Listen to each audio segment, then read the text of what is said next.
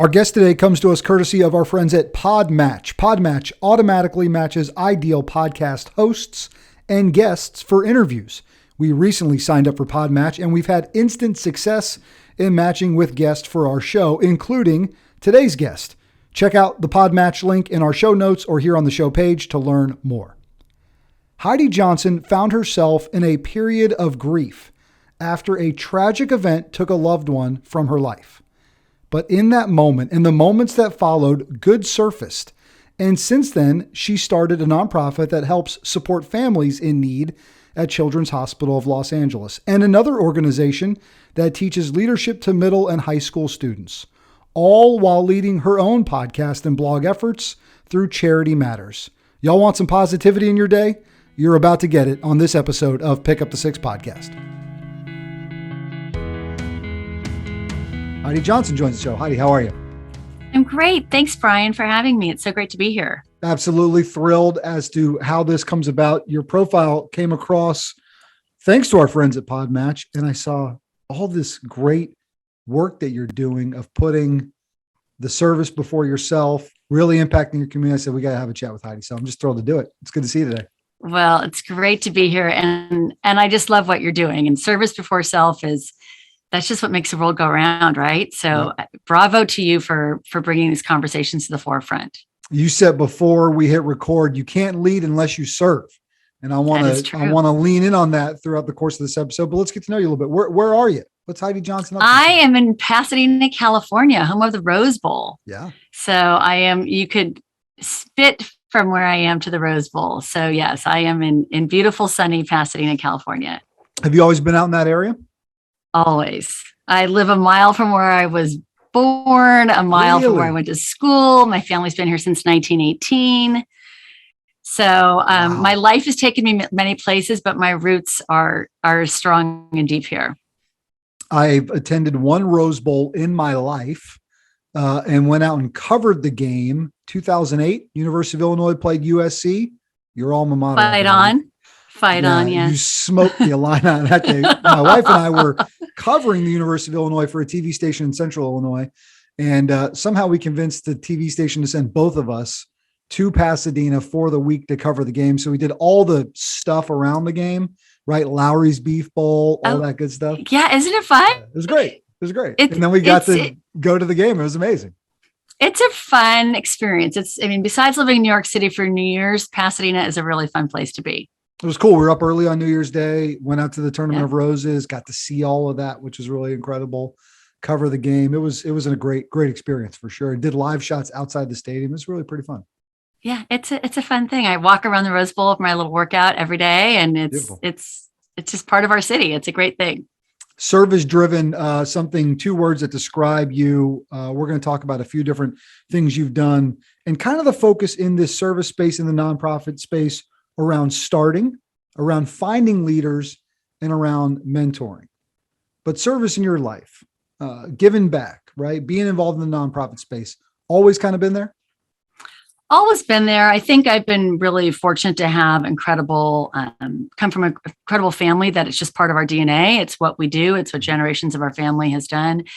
My grandmother, my parents, I've just grown up volunteering my entire life. But I think that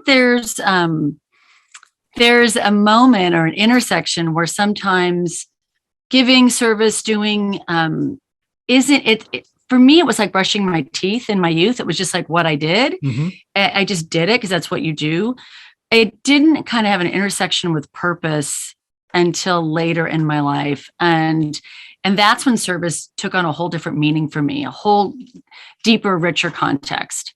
What was there a pivotal moment that defined that, or did it? There was. Advance to that? What happened? There was, and it's interesting. The pivotal moment, and I'll get back to pivotal moments, but my pivotal moment was a phone call. I was 35 years old. It was the middle of the night. Those phone calls you hear about, you don't want to answer. It was one of those. My parents were on vacation with their best friends in Mexico. It was 4 couples on vacation, and they were hit by a bus. And every couple lost a spouse, 3 dead and 1 brain damaged. My mother was killed instantly. My father was in a coma. My parents' best friends were dead.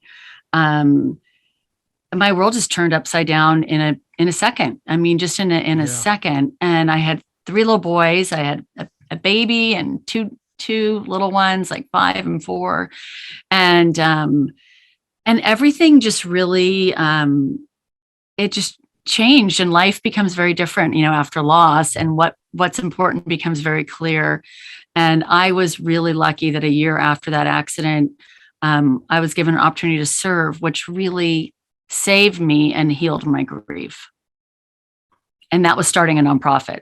I mean, is ultimately what happened. So in those pivotal moments, and that obviously a huge catalyst for you. And you're right. In that moment of loss, you kind of look around and you think, like, these things can be taken away in an instant. What do I want to do with the rest of time?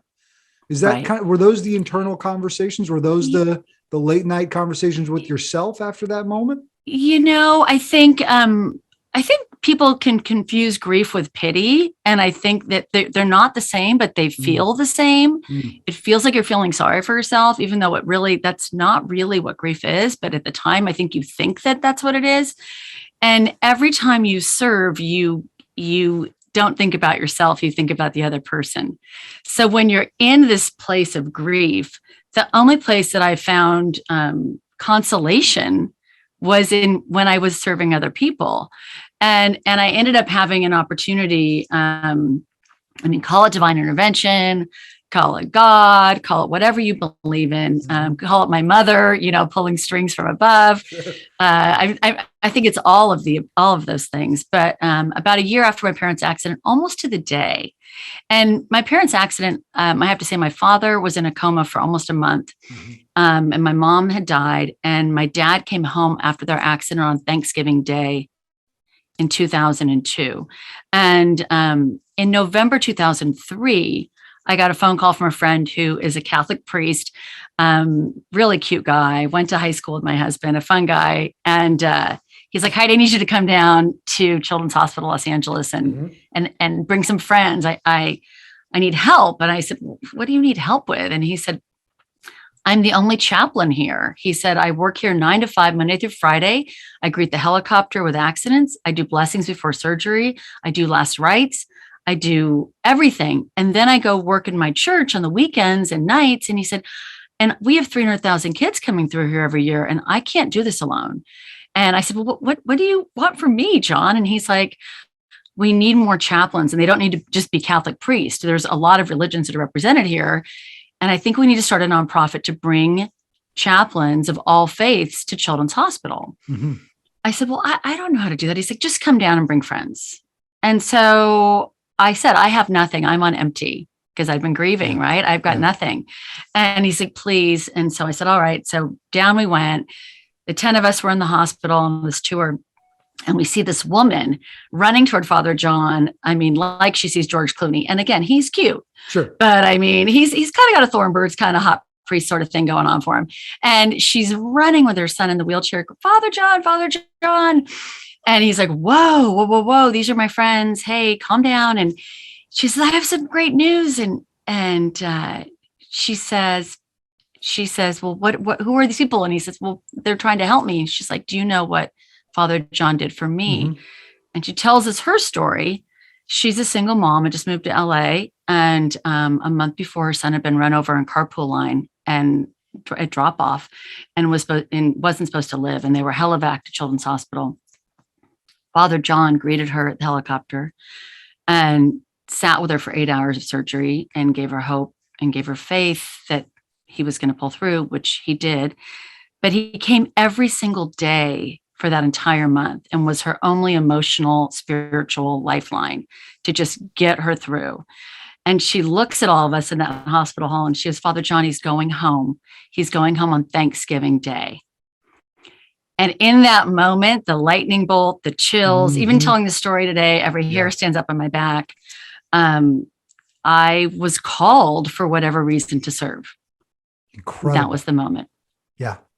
It's, we define coincidence on this program as God intervening and choosing to remain anonymous about the outcome, right? Having a hand in that. So with that, the Spiritual Care Guild is born, providing 24/7 chaplain support at Children's Hospital of Los Angeles. A friendship then becomes that. And likely, he had known what you had been through, and moments prepare you for what the next moment or what the next ask or request will be. And having been through your own grief, now you can help organize others who can simply just listen sometimes.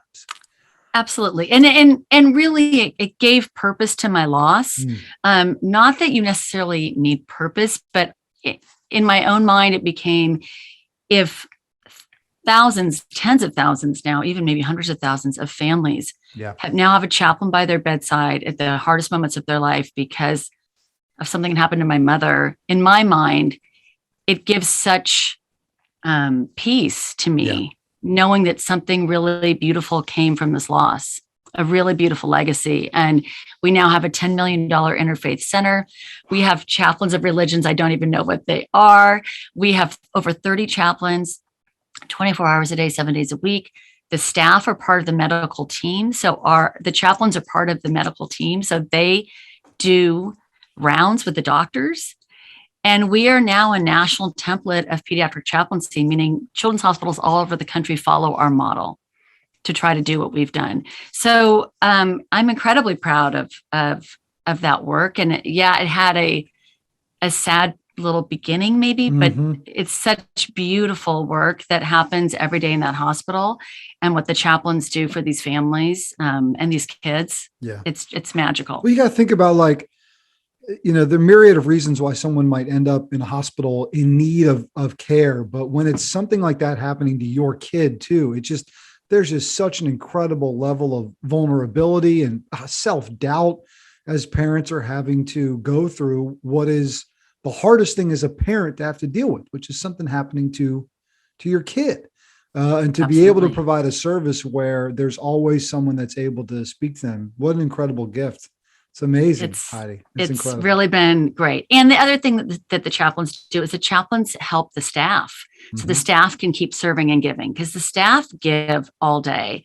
And so our chaplains now, they have like a tea for the soul, and they wheel a little cart with cookies and tea, and they just will be there for like an hour to debrief when doctors and nurses are having a hard day and supporting them.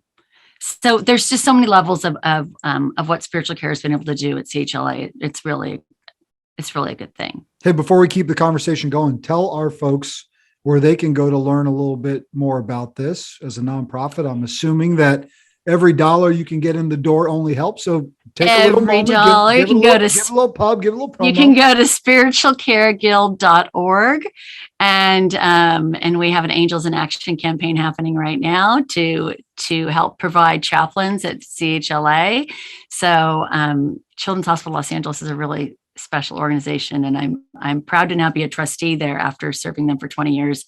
And we take care of hundreds of thousands of the sickest children in the country. And so, so you guys are just at CHLA though, right? We're just at CHLA. We do have we could if we wanted to, but life took me on a different path after that. And I let my baby stay there and other people run with it, because if you love something, you really need to kind of sometimes walk away.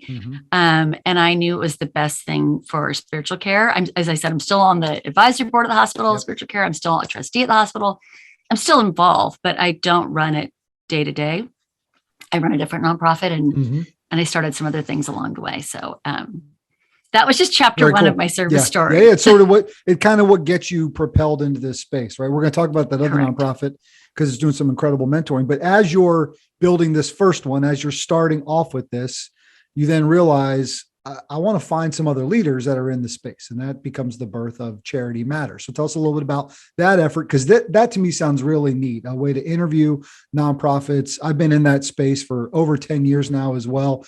And you just get to meet some incredible people. So how does that thing kind of come to be? The greatest people. I think really, as humans, we always want to find our tribe. We always want to find our people. I think we're always in search of our people. But after starting spiritual care, I realized how hard this work is, how hard nonprofit work is. I mean, service is hard in general, right? But it's the most rewarding work you'll ever do in your life. But it's hard, and so I was like, who are these people that start nonprofits. And so I started just kind of looking into it. And I realized there's 1.6 million nonprofits in the United States. And we have over 50,000 in Los Angeles. And I was like, who are these people that have started them? And at the time, over 10 years ago, there wasn't CNN Heroes Among Us. There wasn't People Magazine. Right. None of those things existed. And I didn't know you, Brian, unfortunately, because you and I were probably around the same time in our journey looking for these people, because the world, at the end of the day, people are good. And unfortunately, our media doesn't tell us that. Yeah. And I and you and people like us are trying to flip the script and let people know how much goodness is happening around us every single day. So I went and searched my people with Charity Matters, and I started a blog. I wrote a television show first. And my husband's like, okay. Because, well, you live in LA, like that's what you do. Yeah, right? I live in LA. It's kind of what you do, right? And believe it or not, CBS did buy it, and we are in development. So Beautiful. that's a whole other story. Okay. So I is wrote it the a television reality show or like an actual episodic TV show? We developed the show pre-COVID, and we Okay. were ready to shoot the pilot and right around before COVID, and then COVID hit, and then we stopped everything, and then the world changed, and we reformulated things a little bit. Yeah. The world changed, and so we've changed it a little bit. So it is reality because it's real, but I hate to say reality because reality gets such a cheesy bad name. Sure. I got you. It's not really that. But I was going to say, Charity Matters. I can sing, dance, cry on cue if there's anything needed. Okay. All right. Okay. Well, there's definitely, and I'll tell you offline a little bit more about it. So basically I wrote the show, and then I said, I think I'm going to do this blog and see if I really if I'm really interested in this week after week, if this is something. And I became obsessed. The more people I met, the more passionate I became. And so I interviewed them for, I still do every week. I've been interviewing people, and then ultimately started the pod. I have so many for you. Oh, I can't wait. I have so many. Send for them. You. I listened to your first. I listened to Maggie Kane, I listened to Maggie. Christy Lucas, Dean Ogan. You got to talk to Jeannie Hoffman at Gigi's Playhouse. Oh my gosh. Okay. You're going to give them all to me offline. I listened to Maggie, and I was going to ask you about Maggie because that was a podcast of yours I did listen to, and I loved her and loved that. Of energy. She's the best. Oh my gosh. Yep. Love. Yep.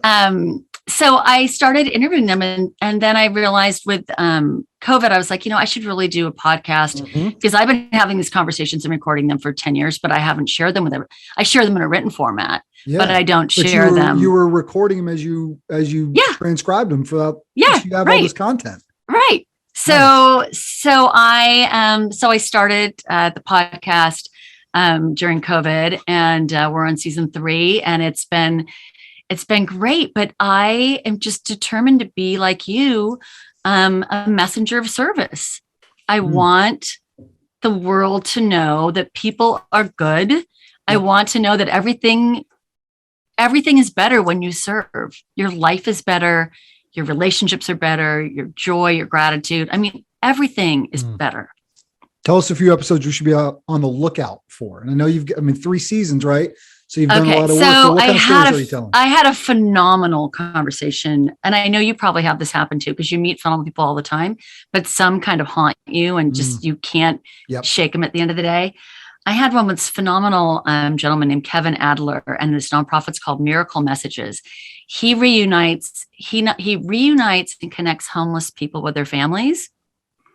And not only does he reunite them, if they don't want to be reunited or that's not going to happen, he creates a phone buddy system. So you can have a homeless person that you talk to on the phone once a week.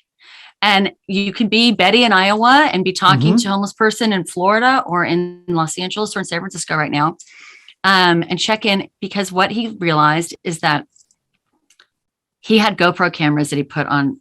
He talks to homeless people and followed them around with GoPro cameras to see what it's like living as a homeless person for 10 days. Give you a little perspective. Right. And one of the things that one of the gentlemen said was, I wasn't homeless when I lost my house. I wasn't homeless when I lost my job. I was homeless when I lost my friends and family.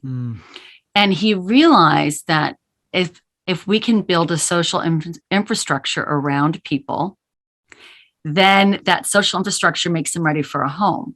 So he either 50% get reunited with their family, and he does video messages and he connects them. And the other 50% that don't, he can assign them a phone buddy. The phone buddies, you check in once a week. And what happens if Betty from Iowa is talking to Steve in San Francisco, and Betty says, you know what, Steve, I have a friend who's visiting San Francisco and she's going to bring cookies to you. She wants to come bring cookies. Great. So Steve starts talking to Betty's friend. Well, then Betty's friend says, you know what, I have a friend here who lives in San Francisco and he has a, job and he needs whatever. Mm-hmm. Before you know it, Betty has built with her friends, a structure around Steve in San Francisco. Well, then Betty can say, after 6 months of talking to Steve religiously every week, she can say to Miracle Messages, you know what, I think Steve's ready for some financial support and housing. And they have like a 90% success rate. Once they get Steve, they give him funds. He can do whatever he wants with them.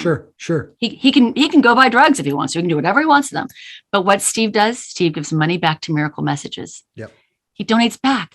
Yep. He gets housing. He gets a job. And he now has Betty and all Betty's people that are supporting him, that he feels like he has family, and he's rebuilding from his mental inside. It's not about taking a handout. Yeah. It's beautiful work. It's creating, honestly, what are pretty little moments that combine together create big moments of momentum. And it's connecting people to something bigger than themselves. It's reminding us that if we take ourselves out of the center of the universe, which we are not, right? We're part of something bigger. Like my friend Justin, we had him on a couple weeks ago. He literally runs trails almost every day, and he just cleans them up. He just picks up trash, right? He picks up trash while he's running trails around his neighborhood where he lives.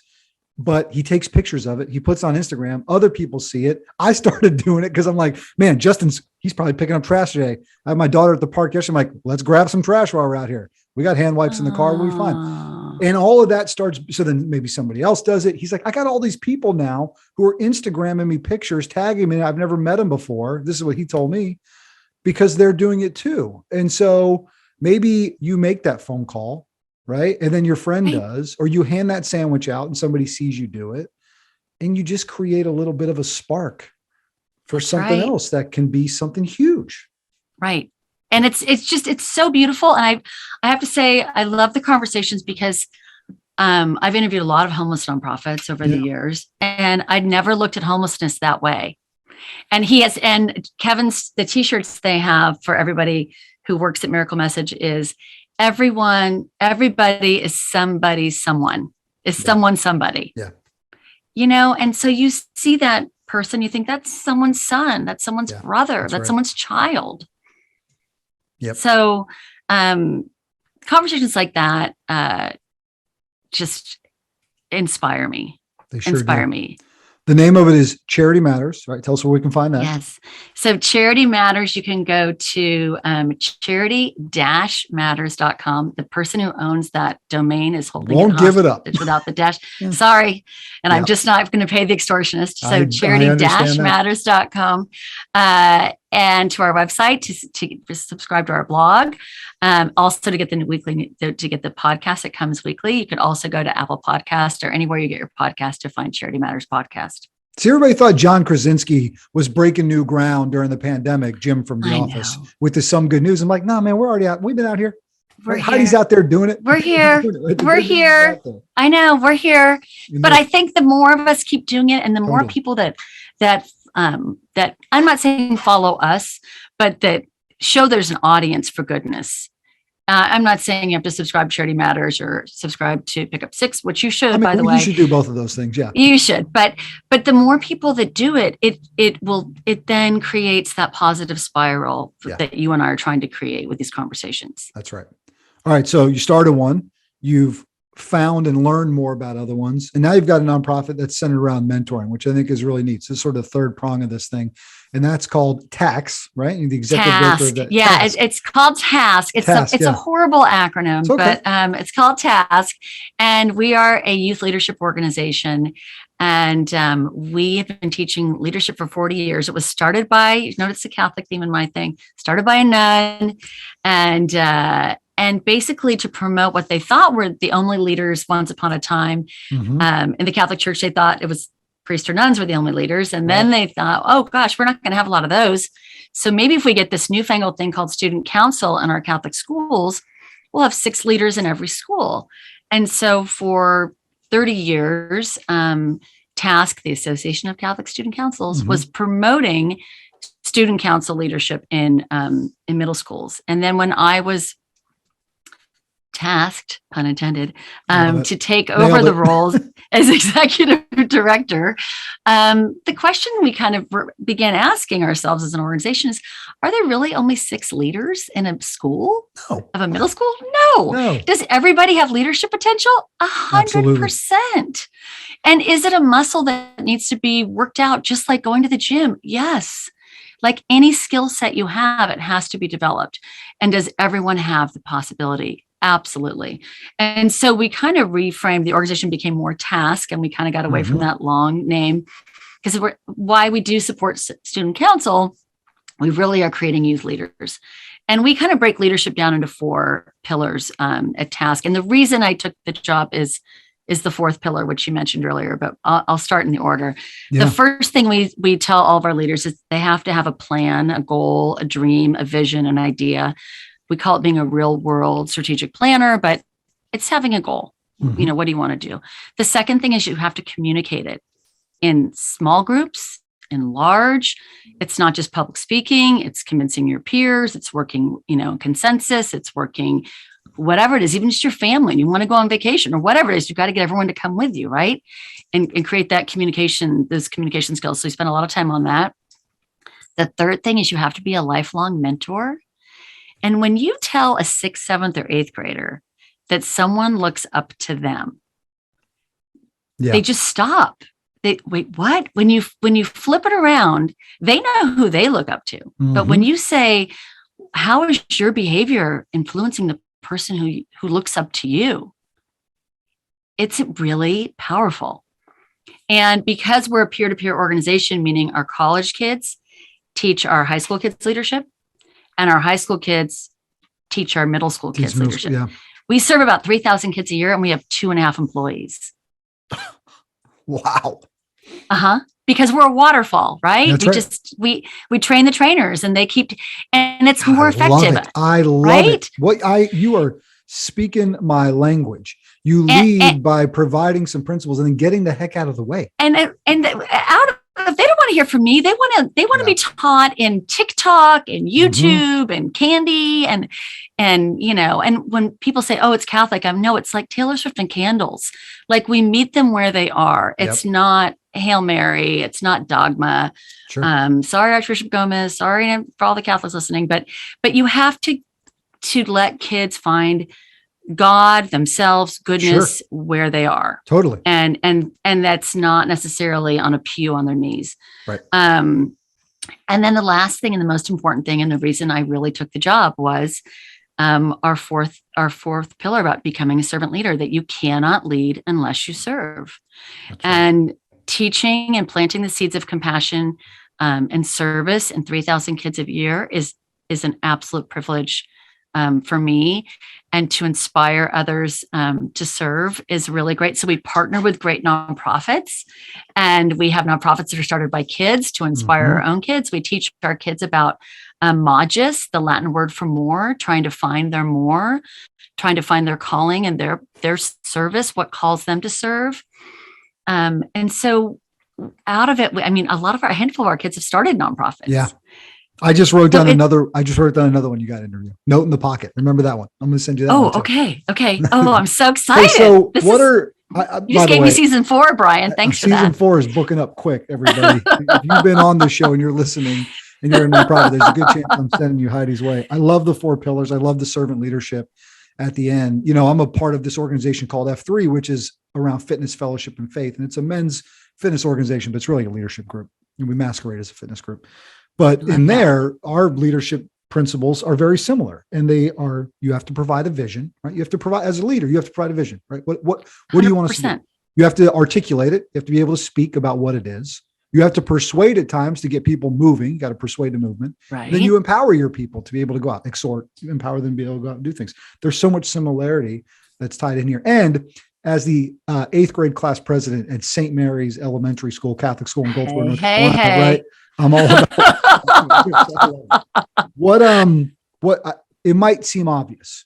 What challenges are these young folks faced with today that might be different from 20 years ago? It breaks my heart. It just breaks my heart. I think obviously social media is the devil, I think, in so many ways. It's so evil for these kids. It's so hard for them. When we didn't get invited to a party or summer party, we didn't know about it until after the fact. It wasn't in our face. We weren't looking at being excluded. There's just so many things that are so hard about all of that. Mm-hmm. I think our kids being isolated the last few years, it was really interesting. Last year we had California, where I live, has obviously been the most locked down state. We're still in a state of emergency. I don't quite understand that, but we are. We're not going to go there. And so as a result, our kids have been really isolated, longer than a lot of the other kids in the country. And so last summer we had camp in person. It was miraculous for California that we had an in-person overnight camp, and these kids got together and they don't know each other necessarily. They go to all different schools, but they didn't know how to communicate. They didn't even know how to be. Yeah. They didn't know how to be together just next to someone. They didn't know how to look at someone. They didn't know how to be without a mask. I mean, it was just, it was surreal. And yet there was a hunger. There was a hunger for connection that I have never seen. And there was a joy, a palpable joy that was just filled my heart in the biggest way in seeing them after spending a week together, and what just being in the presence of other people in a positive, joyful place, learning about their gifts and how to give them away, and connecting and being validated and being told how great they are by their peers that are older and their same age. It shifted them. But what showed up and what left was very different. And when the kids that showed up, I mean, broken is kind of the only word that I can. And these are wonderful, nice kids, but they're all, it doesn't matter what socioeconomic group you were from, because we cover all. We're like a third. So we're kind of like, we've got the mom and dads that write the check that, live in the great neighborhoods. We have the middle of the road kids, and we have some kids that need help and scholarship to attend. And didn't matter where you were financially. They were equally broken. Yeah. I think my hope is that it's given all of us a chance to take a pause and do a bit of an assessment and an evaluation as to how we're showing up in relationship, right? Like, how are we showing up and coming to the table in relationship? I think there are three, I'd love to get your thoughts on this. I think there are three keys to having strong personal connections through relationship. I think one of them is proximity. Like, you have to be able to be in and around other people. We're able to leverage this technology through Zoom to have a really cool, impactful conversation. And it's been very deep, but still being able to do that in person would be the ideal way to do it. We just can't do that. Right. Night and day. Right. So much better. But that proximity is important. Having purpose behind it, right? So what are we actually doing here? I think is incredibly important. And then just being periodic, like there's got to be some consistency to it. So the fact that you're able to kind of break that for them and get them there in that moment, that's a big first step. And you're right. The last 2 years have provided challenge, and you've got to take a pause as adults, right? Quote unquote, the adults in the room, and think about, like, what has it done for some of these kids? And what's that proximity doing to them? The lack of it's right. Well, so I'm going to send these to you offline. But we partnered with a wonderful nonprofit last year called the Kindness Campaign. They're out of Austin, Texas, and they do mental health for middle school kids. And what we did this year, we do student leadership days. So it's like a field trip of a day of camp where our college and high school kids come to a high school, and all the middle school kids get invited to this high school for like a day of camp.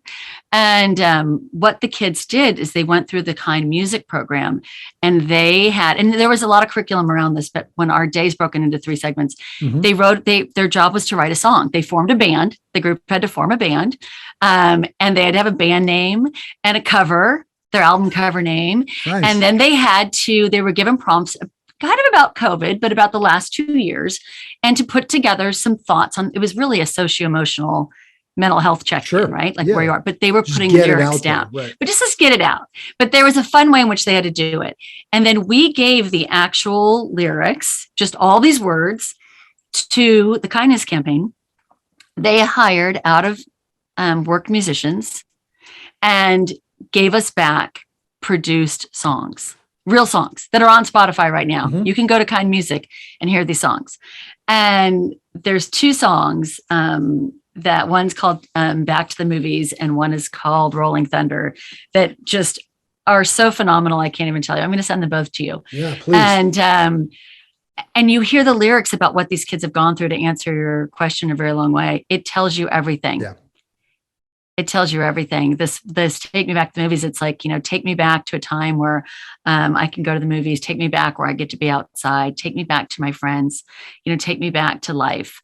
And these are things that these kids are saying in their 6th, 7th, and 8th graders. Yeah. I mean, those are things you and I never in our lifetime ever had to say.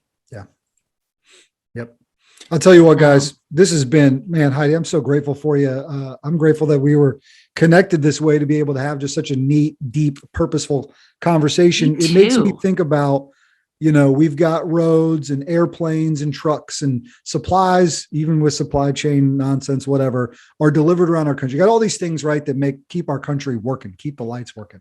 I would tell you that the soul of America is strong because of the kinds of stories you're sharing today, right? Because of people that step into the nonprofit service space that don't ever intend to see or make a dime off of the incredible work that they do. But faith without works is dead. And we have to be willing to step up and do things. And I'm just given a breath of fresh air every time we get to have a conversation like this, or when we do with Maggie at A Place at the Table, or my friend Jeannie Hoffman over at Gigi's Playhouse, who we haven't had on yet. We got to have, and you should as well, because you're reminded about just the goodness of the human spirit and for the purpose of today's conversation, the goodness of the American heart and what folks across our country are willing to do for other people. And that's what this country is founded on. We were founded on, we came here and we helped each other from the very beginning. And that is in our American DNA. Doesn't matter what side of the political aisle you are on. We are all helpers. We innately check in on our neighbors. We take care of our communities. We help one another. I mean, Americans and people in general are good. Americans are good people, regardless of what you see on TV. It is not literally listen to this podcast, listen to others. You're exactly right. You're right. Yep. People are good. Yes, people are good. And I know everyone listening is good too and doing good and beautiful work. She's Heidi Johnson. Her podcast and blog is called Charity Matters. Season 3 is where they're at this point, but we've already spitballed about 6 or 7 ideas for season 4. So you've got more content coming your way. Guys, go check her out. She's putting goodness out into the world. This lady right here knows a thing or two about service before self, strength of purpose, and community impact. So checking all 3 of those pick up the 6 boxes. Grateful for our conversation today. Thank you, Brian. So am I. She's Heidi Johnson. I'm Brian Jodas. That's been this episode of Pick Up the 6 podcast.